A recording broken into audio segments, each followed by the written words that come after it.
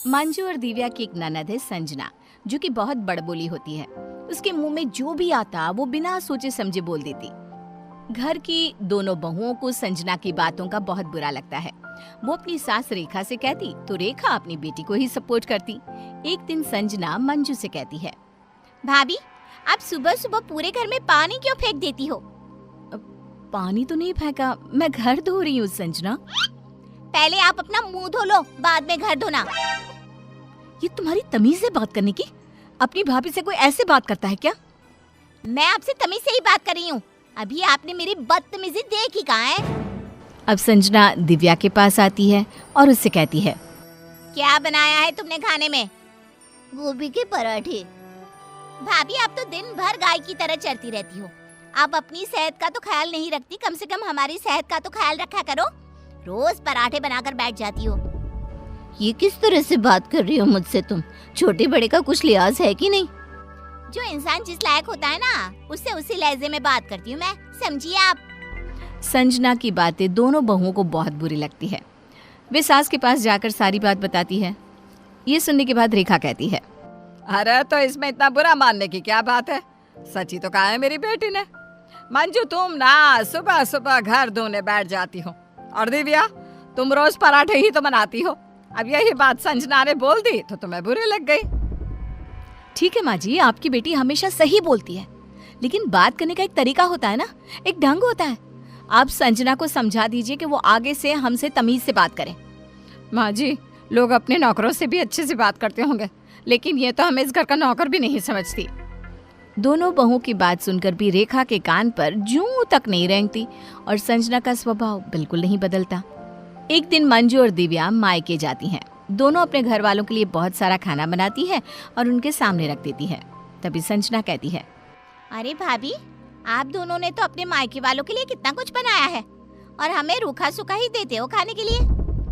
संजना, ये क्या बोल रही हो तुम? ये बात बाद में भी तो हो सकती है ना। भाभी, मेरी आदत नहीं किसी के पीठ पीछे चुगली करने की। जो बोलती हूँ मुंह पर बोलती हूँ, बुरा लगे या भला। मायके वालों और ससुराल वालों में इतना फर्क क्यों? हमने कभी किसी से कोई फर्क नहीं किया। तुम ही तो हमें खाना बनाने से मना करती हो। कभी बोलती हो ये हेल्थ के लिए अच्छा है, कभी बोलती हो अच्छा नहीं है। बस भाभी, छोड़ो इन बातों को। वैसे आपके मायके वालों को शर्म नहीं आती बेटी के घर का इतना खाना खाते हुए? लोग तो बेटी के घर का पानी भी नहीं पीते। लेकिन बेटी, हमने तो इन दोनों से मना किया था कि इतना इंतजाम ना करें, लेकिन इन दोनों ने मेरी एक बात नहीं सुनी। आंटी जी, लगता नहीं है आपने मना किया होगा। अगर मना करती तो ये इतना इंतजाम थोड़ी ना करती।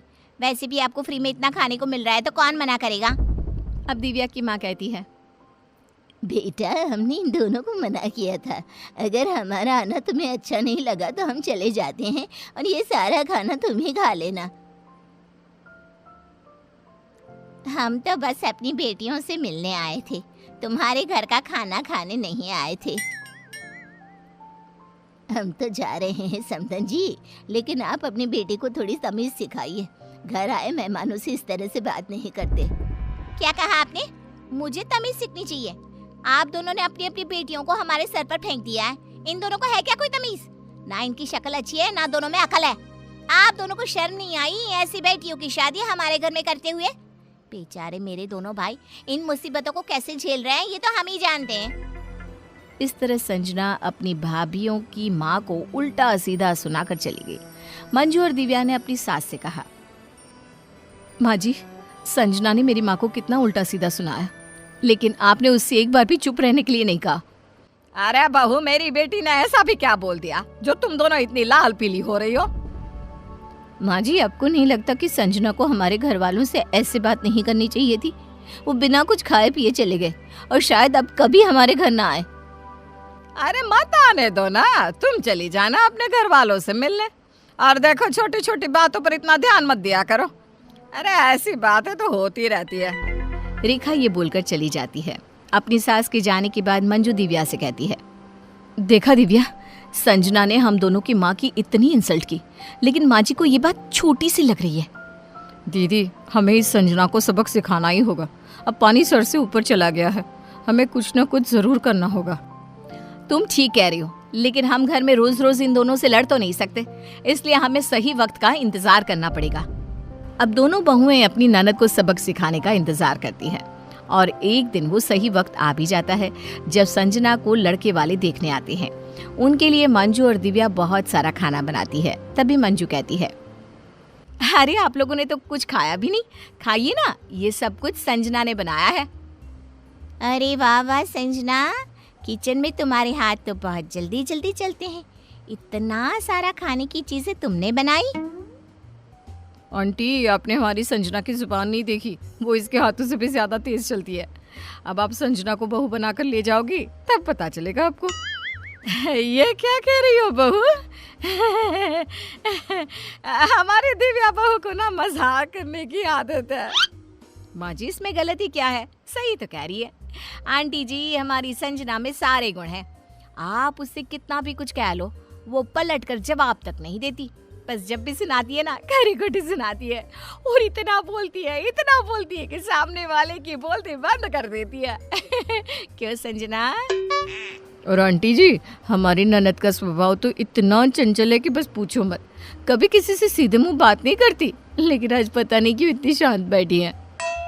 ये क्या बोल रही हो भाभी? ये बातें बाद में भी तो हो सकती है। क्या हुआ संजना? दिव्या ने ऐसा भी क्या बोल दिया? और तुम्हें तो कहती हो जो भी बात हो मुंह पर बोलनी चाहिए, पीठ पीछे बुराई नहीं करनी चाहिए। क्या है ना आंटी जी, हमारी ननद को सच बोलने की बीमारी है। किसी को बुरा लगे या भला, ये सारी बात सबके सामने ही बोलती है। हाँ, इस तरह दिव्या और मंजू ने मिलकर लड़के वालों के सामने संजना की खूब तारीफ की। और वो लोग इतनी तारीफ सुनकर भाग गए।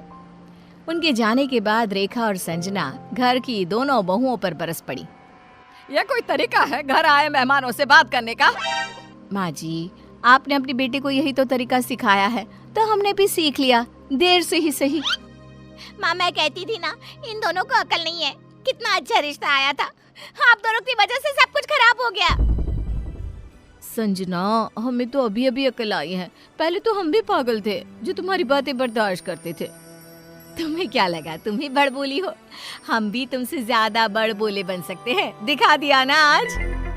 अब दोनों बहुएं संजना से ज्यादा बड़बोली बन गई। जब भी कभी कोई रिश्ता आता तो दोनों बहुएं ऐसा ही करती और संजना की शादी होते होते रह जाती। एक दिन रेखा ने अपनी बेटी से कहा, मेरी ही गलती है जो मैंने हर बात में तुम्हारा साथ दिया। मुझे पहले ही तुम्हारी जुबान पर काबू रखना चाहिए था। माँ, मैंने कुछ नहीं किया, जो सच है वही तो कहा। पता नहीं आप इन दोनों को कहाँ से उठा लाई हो। ये दोनों मेरी शादी ही नहीं होने दे रही। देख संजना, तुम्हें अपने बड़बोले होने की आदत को सुधारना होगा, नहीं तो तेरी शादी कभी नहीं होगी। जिंदगी भर कवारी बैठी रहेगी। अरे जा अपनी भाभीयों से माफी मांग ले। क्या माँ? मैं उन दोनों से माफी मांगू? कभी नहीं, कभी नहीं माँ। हाँ तो फिर बैठी रहे जिंदगी भर इसी घर में।